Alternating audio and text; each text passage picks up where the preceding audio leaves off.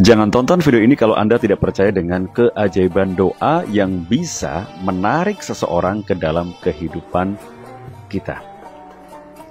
Kisah ini tentang seorang dokter ahli bedah tulang yang bernama Dr.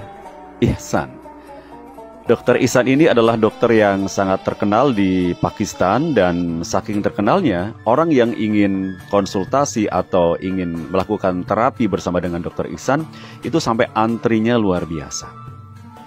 Nah, pada suatu hari Dr. Ihsan berencana pergi ke sebuah kota, naik pesawat terbang untuk mengikuti sebuah seminar kedokteran.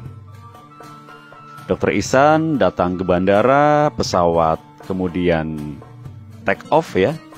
Tapi ternyata di dalam perjalanan di udara tiba-tiba cuaca menjadi buruk, sehingga pesawat harus melakukan pendaratan secara mendadak di bandara kota yang terdekat. Pesawat akhirnya landing dan Dr. Ihsan turun. Dr. Ihsan kemudian bertanya kepada salah satu petugas di bandara tersebut untuk menuju kota tujuannya kira-kira butuh waktu berapa lama dan harus menggunakan kendaraan apa. Akhirnya Dr. Ihsan mendapatkan rekomendasi agar naik mobil saja menuju lokasi yang akan dituju. Naik mobil lah Dr. Ihsan, tapi lagi-lagi ternyata cuaca di tengah perjalanan kembali memburuk dan Dr. Ihsan tidak bisa melanjutkan perjalanan karena harus menunggu cuaca membaik. Akhirnya mobil yang dinaiki oleh Dr. Ihsan berhenti di sebuah perkampungan yang cukup sepi, dan di situ Dr. Ihsan turun mencari rumah untuk tempat beristirahat. Kaki Dr. Ihsan melangkah pada sebuah rumah di mana di situ dihuni oleh seorang perempuan, seorang ibu, dan beberapa anaknya yang ternyata dalam kondisi sakit.